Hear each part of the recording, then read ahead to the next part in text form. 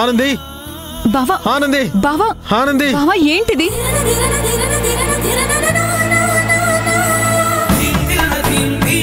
బావా ప్లీజ్ నా మాట విను. ఆనంది బావా ఆనంది బావా ఆగు. ఆనంది బావా బావా ఆనంది ఆనంది నువ్వు ఇక్కడే ఉన్నావని నాకు తెలుసు.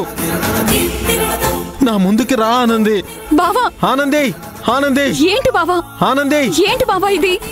ఆనంది బావా అరవకు ఆనంది. బావా, మిగతా పేషెంట్స్ డిస్టర్బ్ అవుతారు. లోపలికి రా బావా. ఆనంది ఆనంది నువ్వు ఇక్కడ ఉన్నావని నాకు తెలుసు. బావా బావా రా ఆనంది. ప్లీజ్ రా బావా. వదులు తులసి. రా బావా, లోపలికి రా ఆనంది. బావా. ఆనంది ప్లీజ్.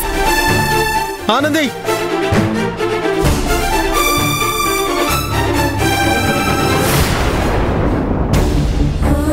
ఆనంది రాలేదు బావా, చెప్పేది విను. ఇక్కడే ఉంది తులసి, నాకు తెలుసు తులసి. రాలేదు బావా.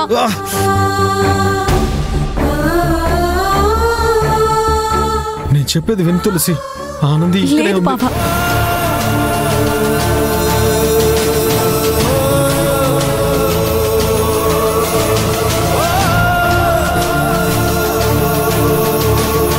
లేదు బావా, తులసి, నా మాట నేను విను. ఆనందిని చూడాలి. ఆనందిని ప్లీజ్ కలవాలి. కూర్చో.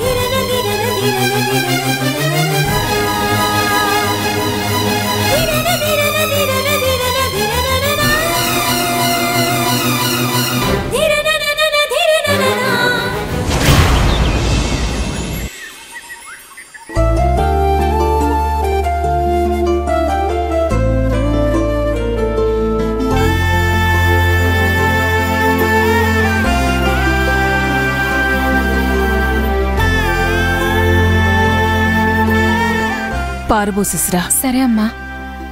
రా నాన్న.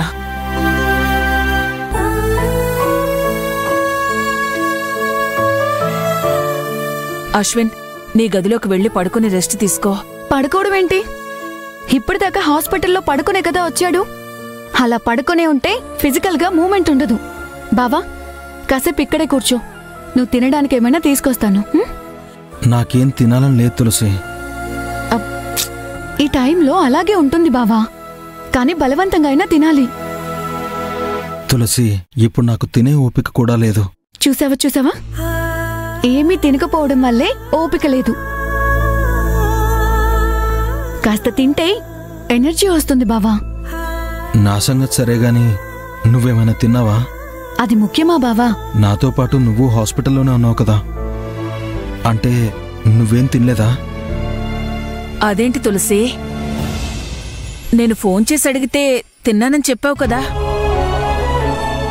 నువ్వు బాధపడకూడదని అలా చెప్పుంటుందిలే అమ్మా.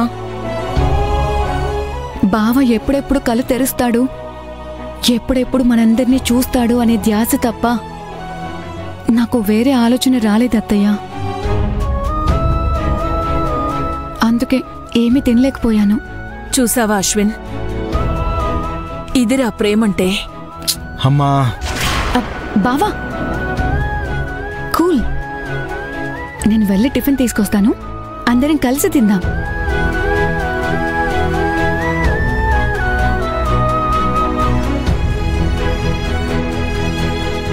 ప్రసన్న, మావయ్యకి ఫోన్ చేయమని చెప్పాను, చేసావా?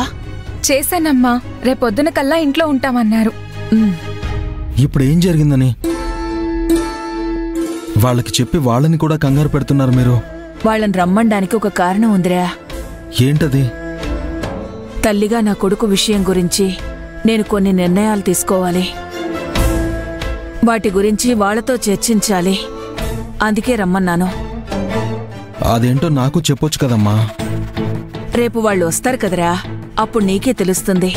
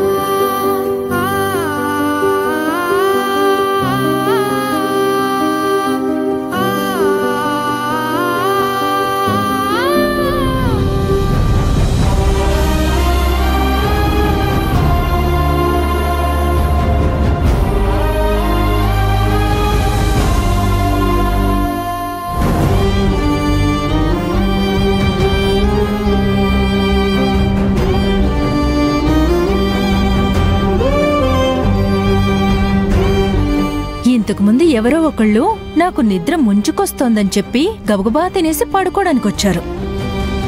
అవును కదా, మరి ఇంకా కూర్చొనే ఉందేంటి? ఏమైందే ఆనంది? ఎంత ప్రయత్నించినా నిద్ర పట్టలేదు. ఎందుకని? తెలీదు. అశ్విన నన్ను చూసొచ్చింది కదా, అందుకే నిద్ర పట్టడం లేదేమో. అవును, అడగడం మర్చిపోయాను. అశ్విని ఎలా ఉన్నాడే? బాగానే ఉన్నాడు. ఇంటికి వెళ్ళిపోయాడు. హే కృష్ణ, అశ్విన్ని పెద్ద గండం నుంచి బయటపడేశావు. Thank you so much. Ashwin బాగానే ఉన్నాడు కదా, మరెందుకు నువ్వు ఇంకా ఇలా ఉన్నావు? నిద్ర పట్టట్లేదంటున్నావు, ఎందుకని? ఇది ఇంకో టెన్షన్లే. ఇంకో టెన్షనా? అవును. మళ్ళీ ఏమైందే? కొన్ని టెన్షన్స్ మనం ఊహించకుండా వస్తాయి. కొన్ని టెన్షన్స్ మనమే కావాలని సృష్టించుకుంటాం. అబ్బా, అర్థమయ్యేలా చెప్పవే. ఇది అశ్విన్ నన్ను చూడ్డానికి హాస్పిటల్కి వెళ్ళింది. అశ్విన్ని చూసానా వచ్చానా అన్నట్లు ఉండాలి కదా. అలా కాకుండా ఈవిడ గారు ఒట్లు వేయించుకొని వచ్చింది. ఆ మనిషి ఆ ఒట్టు తీసేసి గట్టు మీద పెడుతుందేమో అని ఇప్పుడు టెన్షన్ పడుతోంది.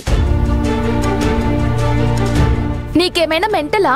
చెప్పదలుచుకుంది సరిగ్గా చెప్పలేవా? ఈ ఆనంది గారు తను హాస్పిటల్కి వచ్చినట్లు, అశ్విన్ని చూసినట్లు, అశ్విన్ నుదుటి మీద కుంకుమ బొట్టు పెట్టి వెళ్ళినట్లు అశ్విన్తో చెప్పొద్దు అని తులసి చేత ఒట్టేయించుకొని మరీ వచ్చింది.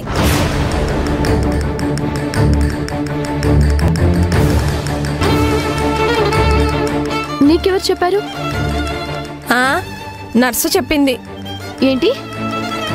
లేకపోతే ఏంటే, అశ్విన్ అన్నయ్య డిశ్చార్జ్ అయ్యి ఇంటికి వెళ్ళాడా అని అడగటానికి ఫోన్ చేస్తే ఈ మాట కూడా చెప్పింది. ఏ ఆనంది, వీళ్ళు చెప్తుంది నిజమేనా? అవును.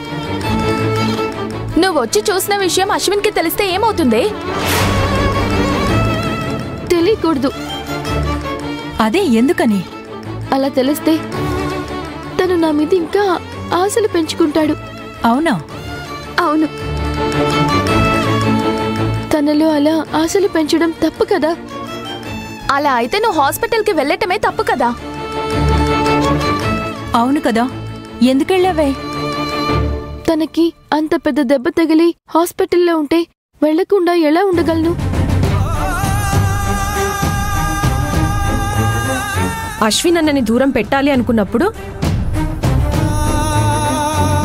తనని పెళ్లి చేసుకోకూడదు అనుకున్నప్పుడు, అశ్విన్ అన్నని ఇంకో అమ్మాయికిచ్చి పెళ్లి చేయండి అని అశ్విన్ అన్న గారి అమ్మగారితో చెప్పినప్పుడు, అశ్విన్ని నువ్వే పెళ్లి చేసుకో అని తులసికి చెప్పినప్పుడు, అశ్విన్ అన్నకి ఏమైతే నీకేమైందే?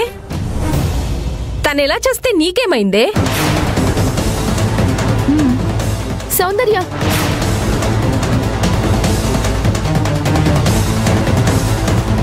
ఏం వాగుతున్నావో నీకైనా అర్థం అవుతోందా? బుద్ధులేని మాటలంటావేంటి?